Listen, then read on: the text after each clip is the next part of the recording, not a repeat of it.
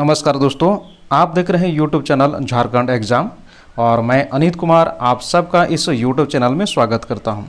दोस्तों, आज हम लोग देखेंगे नागवंशी शासन व्यवस्था। ये डॉक्टर मनीष रंजन द्वारा लिखित इसी किताब में किताब का नाम है झारखंड सामान्य ज्ञान। और इसी किताब से हमने इनके जो टॉपिक है, इनके जो शासन व्यवस्था है यानी नागवंशी शासन व्यवस्था है, कैसे इन लोगों ने अपने जीवन स्तर को ऊंचा उठाए और अपने सामाजिक जीवन, धार्मिक जीवन में आमूलचूल परिवर्तन लाए और इनका क्या हुआ, इसी संबंध में आज हम लोग समझेंगे। ठीक है, तो चलिए शुरू करते हैं। प्रथम शताब्दी यानी 64 ईस्वी में मुंडाओं की राज व्यवस्था नागवंशियों को हस्तांतरित हो गई। यानी मुंडा लोग यानी मुंडा शासन व्यवस्था जैसी थी तो वैसे ही इन लोगों ने भी, नागवंशियों ने भी अपनाया और अपने शासन को आगे चलाया। नागवंशियों के प्रथम राजा फनी मुकुट राय जो थे, उन्होंने भी पढ़ा व्यवस्था को समाप्त नहीं किया और न ही कोई परिवर्तन किया। इन्होंने कुछ भी परिवर्तन नहीं किया और जो मुंडा शासन व्यवस्था में जो टैक्स वगैरह सब लगते थे, कर व्यवस्था, भू व्यवस्था, शासन व्यवस्था थी, तो वैसे ही इन्होंने भी आगे बढ़ाए। कौन? फनी मुकुट राय ने। आपको याद रखना है इस तरह से। उसके बाद आगे पॉइंट देखते हैं दोस्तों। प्रथम शताब्दी से 16वीं शताब्दी के बीच में, प्रथम से 16वीं शताब्दी के बीच में कोई परिवर्तन देखने को नहीं मिला। यानी इनकी जो शासन व्यवस्था थी नागवंशी लोगों की, तो जैसे था वो चल ही रहा था प्रथम से 16वीं शताब्दी के बीच। लेकिन 16वीं शताब्दी के बाद जब मुग़ल झारखंड में प्रवेश करते हैं तो इनके जीवन में, इनका सामाजिक जीवन में, शासन व्यवस्था में बहुत सारा परिवर्तन हो जाता है। ठीक है, महत्वपूर्ण परिवर्तन आप याद रखेंगे। ये जो डेट आपको दिख रहा है 1585 ईस्वी, 1585 ईस्वी के बाद परिवर्तन देखने को मिलता है। यानी मुग़ल आक्रमण के कारण देखने को मिलता है। ठीक है, अब मुग़ल सेना जब आक्रमण करके हमारे झारखंड में प्रवेश की तो उस दौरान क्या हुआ कि मुग़ल सेना को नजराना देना पड़ता था, यानी एक तरह से टैक्स देना पड़ता था और उस नजराना को मालगुजारी कहा जाने लगा।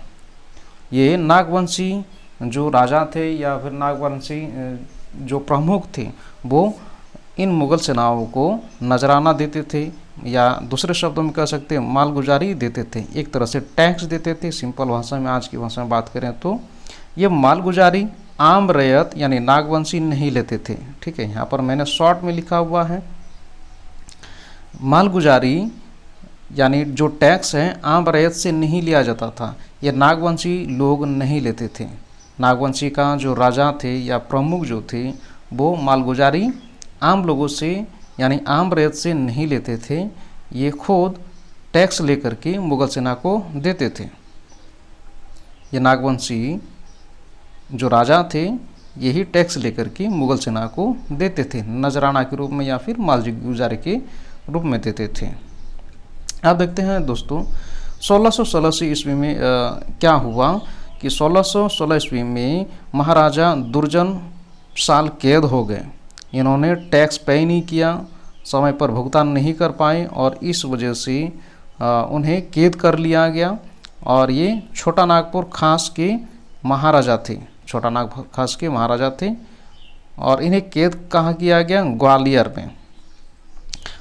में। ग्वालियर का जो किला है वहीं पर इन्हें कैद किया गया और जहांगीर के द्वारा, आप इसे नोट करेंगे, जहांगीर थे, इन्होंने ही इनको महाराजा दुर्जन शाल को कैद किया। लेकिन क्या होता है दोस्तों कि 6000 सालाना देने के एवज में इन्होंने कहा कि सालाना 6000 देंगे, तब जाके इन्हें मुक्त किया गया। बढ़ते कर की मात्रा के कारण परिणाम नागवंशी राज व्यवस्था। तो यहाँ मैंने शॉर्ट करके लिखा है दोस्तों। तो यहाँ इसका मतलब ये है कि जो टैक्स है मुग़लों द्वारा, जो कर की मात्रा ये लोग बढ़ा ही रहे थे और ये नागवंशी राजा नहीं दे पा रहे थे, टैक्स नहीं चुका पा रहे थे मुग़ल वंशियों को यानी मुग़ल लोगों को। तो परिणाम क्या हुआ? तो इन्होंने ये रिजल्ट निकला कि ये नागवंशी राजा भी टैक्स लेने लगे आम लोगों से, आम रियायतों से टैक्स लेने लगे, यानी कर लेने लगे। तो ये परिवर्तन हुआ। और प्राचीन शासन व्यवस्था बदली, यानी प्राचीन शासन व्यवस्था यानी शुरू में जैसे महाराजा यानी कि नागवंशी महाराजा सब नहीं टैक्स लेते थे आम रैयतों से, आम लोगों से। तो अब यहाँ पर क्या होता है, जैसे ही मुगलों की टैक्स में मात्रा बढ़ जाती थी, यानी टैक्स नहीं दे पाते थे, तो इन्होंने क्या किया कि ये जो नागवंशी राजा थे ये आम लोगों से टैक्स लेने लगे और इनकी जो शासन व्यवस्था है यानी प्राचीन शासन व्यवस्था बदल गई, अभी चेंज हो गया है। ठीक है, उस समय जैसे 1585 के बाद से कर वसूल के लिए इन्होंने क्या किया, मानकी, ठीक है, मानकी नियुक्त किए, जिसे भूमिहार भी कहा जाने लगा। ये जो मानकी नियुक्त करते थे, ये मानकी होगा दोस्तों, मानकी, ये मानकी भूमिहार कहलाए, भूमिहार। ये भूमिहार ये अपने शब्दों में कहते थे, ये राजा नागवंशी राजा भूमिहार कहते थे मानकी को। इसके बाद क्या होता है, बाद में नागवंशी राजा कर वसूल के लिए जागीरदार रखने लगे।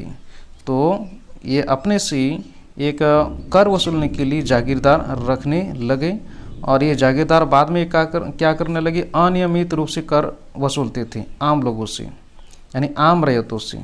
यह जागीरदार द्वारा नियुक्ति की, जागीरदार जो है नियुक्त किया गया नागवंशी राजा के द्वारा, लेकिन ये जागीरदार क्या करते थे, टैक्स रेगुलर नहीं लेते थे, अनियमित रूप से लेते थे। और ये कब लेते थे, जब दबाव ज़्यादा बढ़ जाता था, तभी जब मुग़ल की ओर से दबाव ज़्यादा बढ़ जाता था तभी ये टैक्स लेते थे आम लोगों से। और इस तरह से अनियमित कर वसूल को नजराना पेशकश कहा जाने लगा, नजराना या फिर पेशकश कहा जाने लगा। ठीक है, अब आगे देखते हैं। अंग्रेज़ों का आगमन 1765 ईस्वी में हुआ। उसके बाद होता क्या है, पटना काउंसिल की व्यवस्था फोर्ट विलियम के अधीन। तो ये जब अंग्रेज भारत में तो आए ही, झारखंड में प्रवेश कर गए, तो इन्होंने क्या किया, पटना काउंसिल की व्यवस्था की और वहाँ फोर्ट विलियम, ये जो था फोर्ट विलियम के अधीन था। 1773 ईस्वी में सुविधाएं कोई कर नहीं, तो 1773 ईस्वी में कोई सुविधा नहीं, मतलब टैक्स नहीं मिलता था ये अंग्रेज लोगों को। अब क्या होने लगा कि अंग्रेज सब भी टैक्स लेने लगे और मुग़लों से।